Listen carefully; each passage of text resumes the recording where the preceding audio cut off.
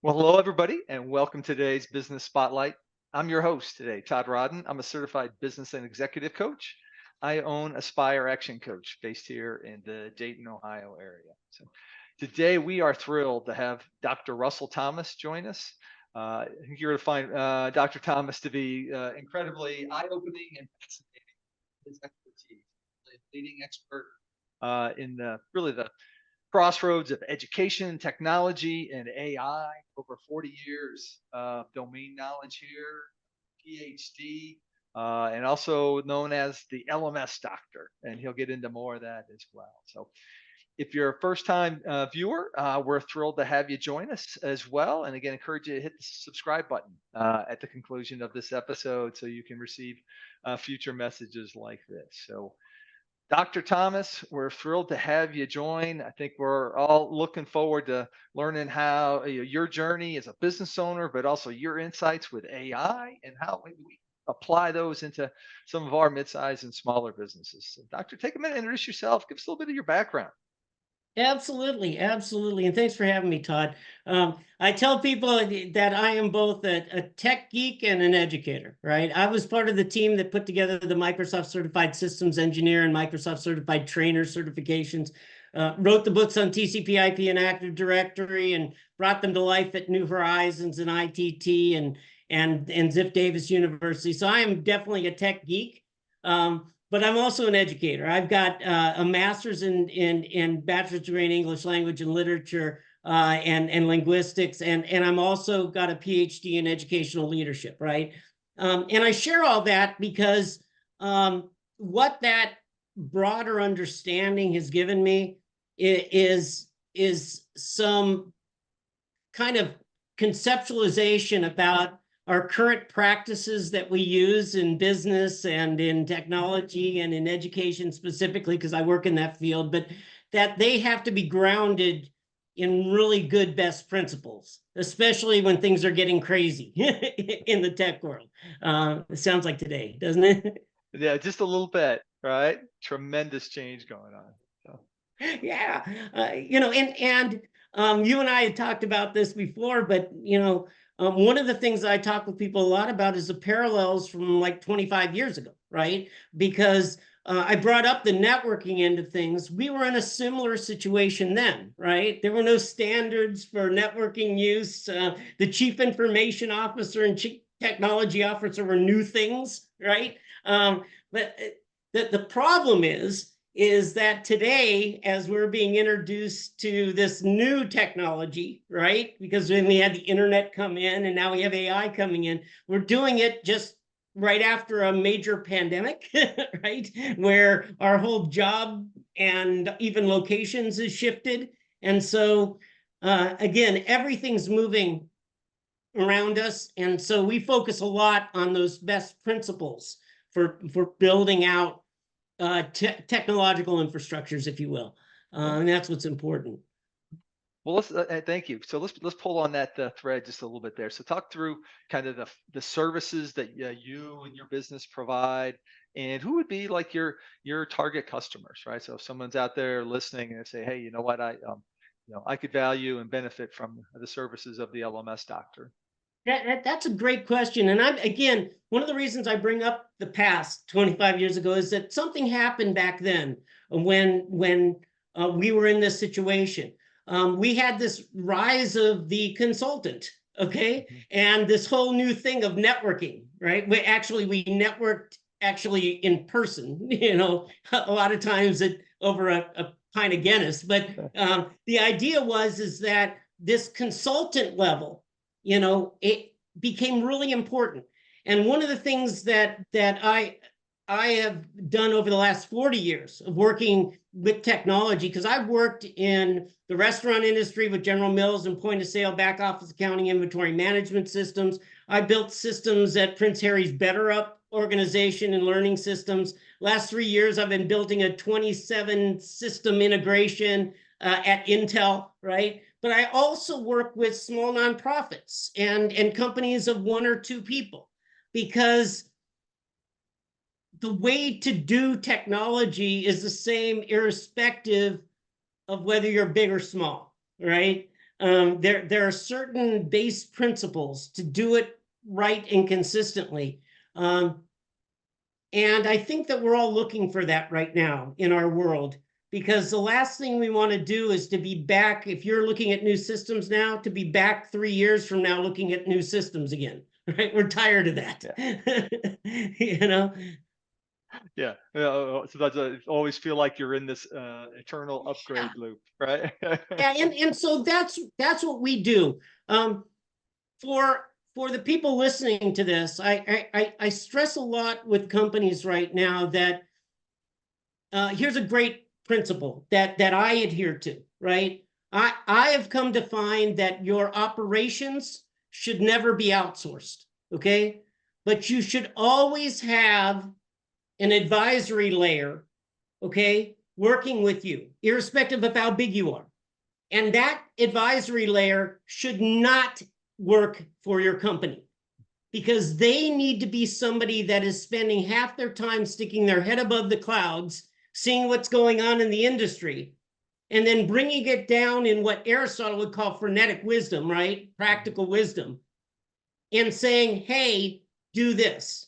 And so one of the things that I want to stress to everybody, just like 25 years ago, why the reason we had consultants come up, right? We call them advisors now. Most people do, because we got a bad taste for the word consultant, I think. but we don't want any more playbooks. But the idea is that you have to have somebody, while you're in your bubble working on the things that you should be doing operationally in your company or organization, you have to be able to look up and say, hey, am I going in the right direction, right? And so that's what I do, is I stand at the deck and say, okay, I see an iceberg out there. Let's go this way, right? And when you've done something very specific for this long, I can walk in and go, oh, don't do that. And, and so that's what I think we're all looking for right now. Whether it's related to AI, which is hot on everybody's topic, and that's what I focus on, or anything else, right? I don't know if that helps, but, Yeah. So building upon that, again, business owner, every business owner is looking to find ways to grow their business, and usually find some challenges and some bumps along that journey. So what's been the biggest roadblock or two that you've had to overcome? And then what do you wish more people knew about your business? That's a great question too. There's a concept called the blue ocean economic concept. It's a concept that basically says, in a red ocean environment, a traditional marketing environment for all of us, right, is we've got a sales funnel and branding and all of that, right? In a blue ocean environment, you have so many people flooding in to the industry that it becomes haphazard, right? Different voices, different ideas in all of our industries, people flooding in.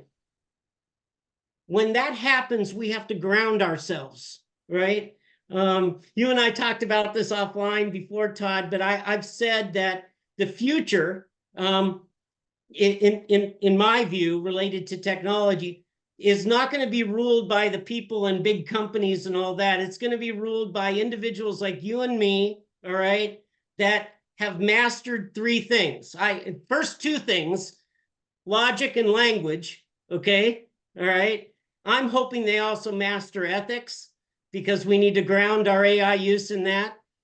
I guess what I'm saying is that in what I call the age of prompt, okay, the people that are going to rule the world are going to be the people that can do effective prompts, okay?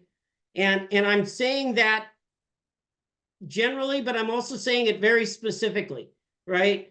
When you look at my company, one of the things that I've tried to do, and Todd said, what? He looked at me like a dog, when you tell it, turns its head and said, what did you do? I literally took our company and burned all our company documents and deleted all of our static documents and put everything in a chat, okay? My company lives in a chat on LinkedIn, all right? And I'm doing it to model it to myself and to see what it's like, but also to share with people like your audience. You know, they could be small companies of individuals or a small team of individuals. Well, that's an advantage today. You can be more nimble. You can be more effective. There is no cost to my operations right now, but a ChatGPT account. I also have a Snagit account, and I do some synesthesia, you know, for AI voices. But that's it. Nothing else. Okay. My point is that one individual or a small team of individuals that knows how to prompt effectively can do what I refer to as human-directed, AI-generated work. Everything that you see in my work, every email I send to clients for the last 8 months has been purely AI-generated, directed by me.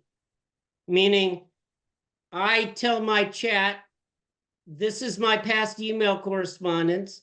This is their LinkedIn profile.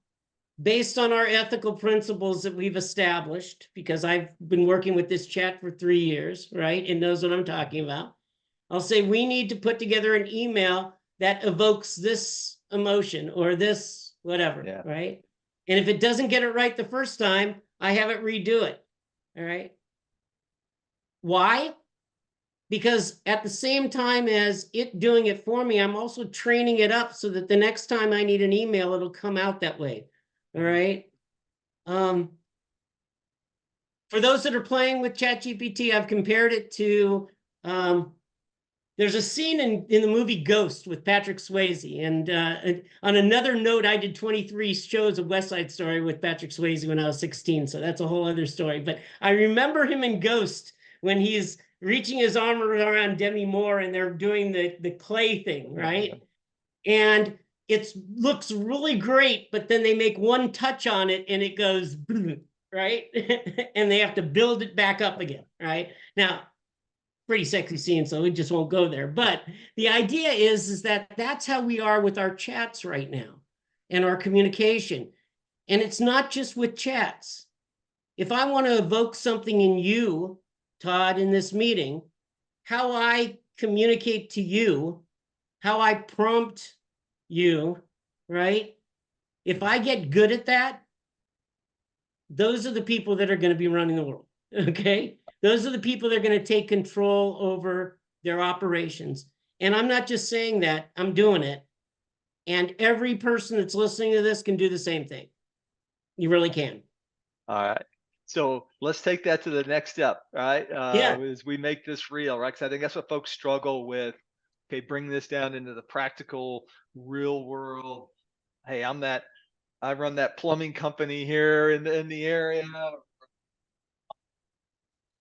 Let's give them some meat. Let's Yeah. give them some meat. How about that? Give me some examples of, hey, these are some things I really should be thinking about and getting my team ready to do in this Okay. rapidly All right. changing Couple environment. things. Couple things. First, generally, all right. 2 years ago, I changed my website and I put a logo out there, forgetting about what happened 25 years ago in the blue ocean environment, right? Is that in a world where everything is spinning around us, there's a lack of trust, okay? And people don't trust logos. They don't trust. When I put my face back on my website, when I put my face back up there, all of a sudden people wanted to come to me. All right. You need to let people know. You need to let people know who you are. Trust is the fuel that everything runs on right now. All right. So build that trust. 25 years ago, when I started consulting, I stopped selling my services. I said, I'm going to give my advice and talk generally to people. And when they see value in it, they're going to compensate me. And when I did that, all of a sudden, the whole network started up and we had real conversations. When I do proposals now, a real practical thing, if I do a month-long proposal with you, we're going to agree to it. And then all of a sudden, you're going to see I just added a week of free work in the before it and a week of free work after it. Why? because I'm trying to not create a project with you. I'm trying to create a relationship.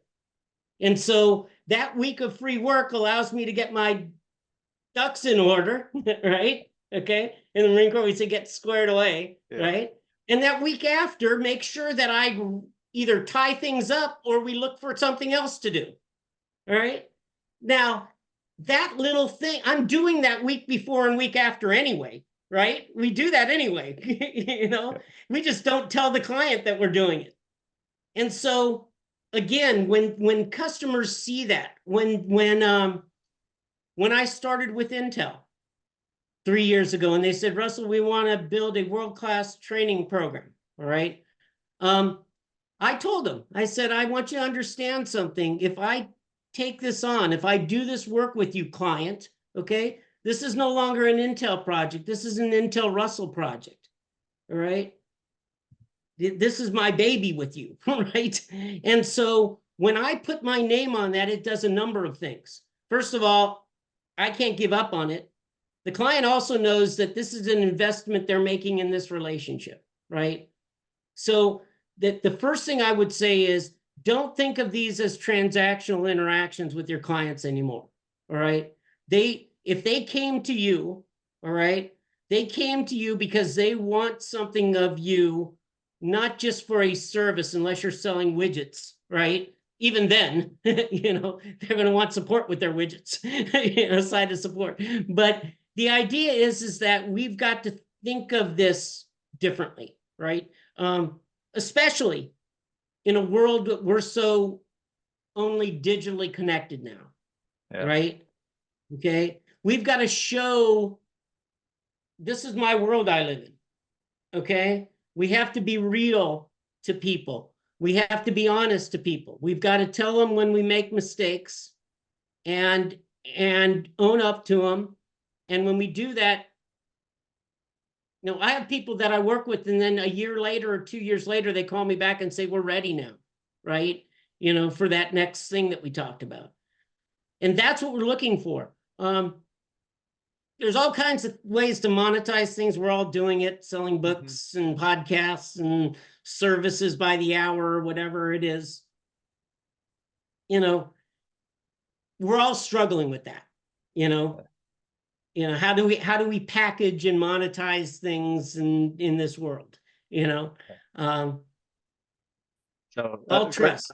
Great point. I mean, in a world where it seems like, fewer and fewer things are real, right? Or you doubt their authenticity, right? Where you can truly demonstrate that real factor, and that will garner trust, right? And build the relationships, right?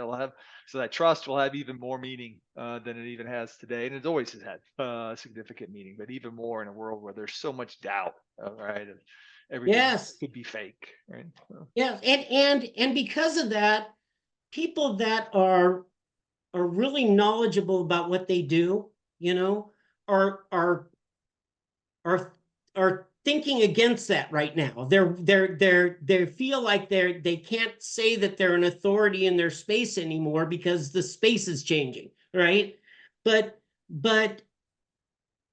there are a lot of people that are coming out of retirement right now and things like that, because those of us that have a little gray in our beard or less up here, right?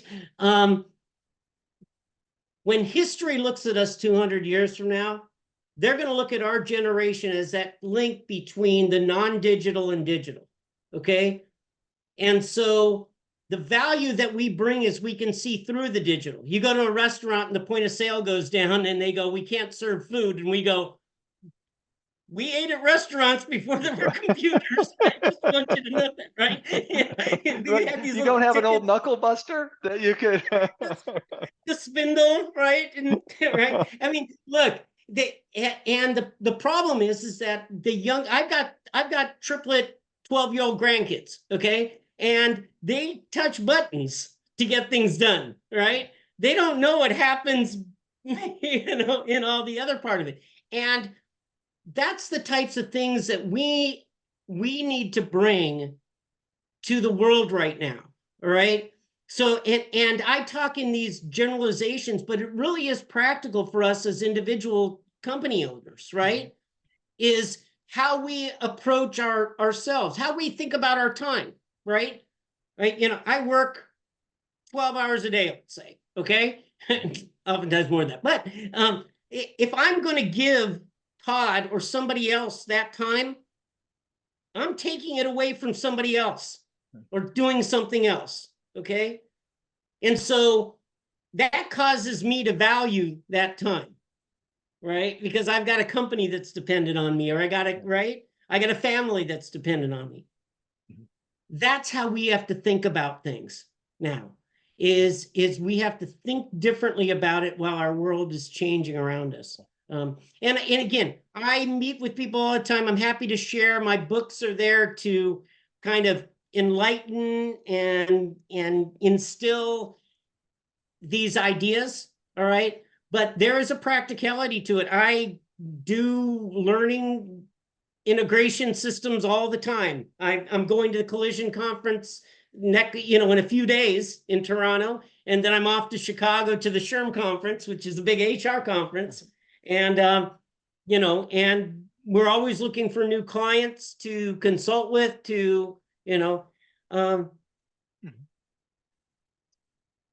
how do you, when you're not sure what the people out there are looking for, all right, and they can't articulate it, how do you then offer your services?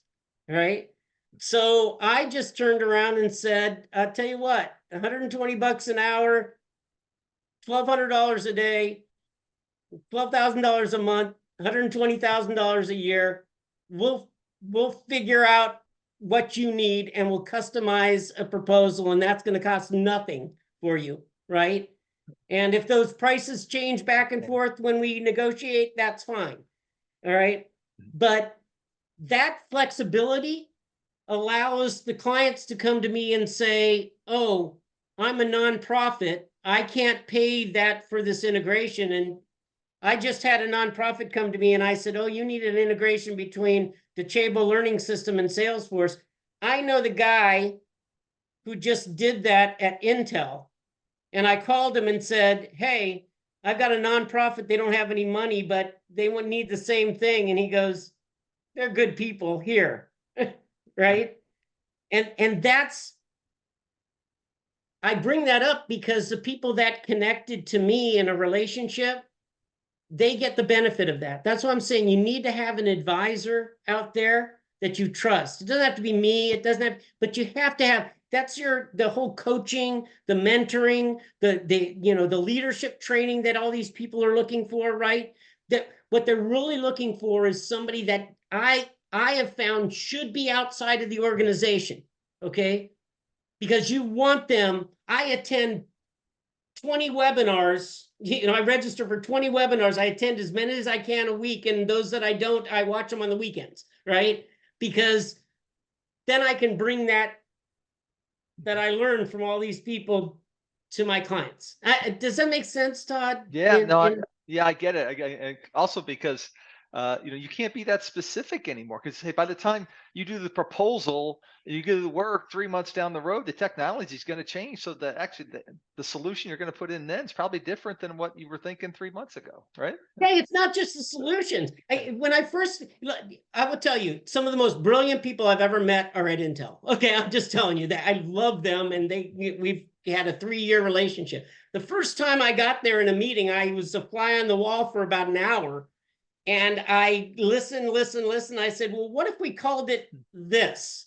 All right. Because for an hour and a half, they were saying the same thing. They were just using different terminology because part of them were technology people and part of them were the marketing team, right? And so they spoke different languages, right? And so it's not just the technologies are changing it. Even if we're looking at the same thing, Todd calls it something different than I do, right? And so it's even worse, right? So, Doctor, you live at the confluence of education and technology and working with businesses. So, especially again for going back to the lens of smaller businesses here, Yeah. what are the skills as a smaller business owner, not only for myself, but I need to be thinking about for my team growing and developing in the future that maybe hasn't been something that's been a focus or a need in the past? So a couple things. that I would stress. All right. First of all, let's address what artificial intelligence is. Artificial intelligence, really quickly, is a technology. It's an automation made up of language and logic. Okay. If you have bad logic or bad language, you end up with bad AI, bad automation. Okay. And you could build really good automations that do exactly what you want them to do. But as I told you before our meeting here, if you automate bad things, you do those bad things more often and more consistently, right? Yeah. So half the times when I go into a client, I'll say, just stop automating for a second here and let's figure out what is it we're trying to do and why, right? And then we'll determine how, right? The other part of this is what you just talked about. What are the skills that people are going to be looking for? And I will tell you that all these people that keep on saying, I'm going to learn coding. Well, you want to be a Python expert? Great. You can really learn about the context of coding. I love that. All right. But Python coders are not going to be necessary because we're going to be able to have AI tools that are going to spin up AI Python code, okay, for us. All right. The people that are going to be able to do this are the people that can create great prompts. Okay. And that means that they have to have two base skills. They have to know language and they have to know logic. All right. So when I studied English language and literature, it wasn't to make money, okay, even though it's really hot right now, right? All right. And then the third thing I would say is this, and this is what we stress at our company, is that there should be a third component to that: language, logic, and ethics. Okay. And so when people say that traditional education is not necessary anymore, okay, the studies that I'm telling my grandchildren, my 12-year-old triplet grandchildren to study are three: linguistics, logic, and ethics. Okay. And they're going to rule the world. And they can be a small company like me, because everything that, if you go onto my LinkedIn page, everything that's there is done by me and generated by ChatGPT. And it's only a traditional standard ChatGPT account and me. All right. And LinkedIn, which is free. And I'm doing that to show small companies and big companies, right? But small companies that they can do it. Part of the work I do is with, you and I talked about, I've worked with the DoD and the School of Aerospace Medicine, the Air Force, bringing Air Force Academy training to bases in Afghanistan and Iraq. I've worked with the DoD in that. I've worked with Prince Harry's Better Up and Intel. But I'm finding that they're all looking for the same thing, all right? And those big companies take so long to change, all right, that these smaller companies, they're nimble. And when they get really effective at doing ChatGPT, those big companies are not going to be able to withstand that. They can't. They're just too behemoth, right, in that.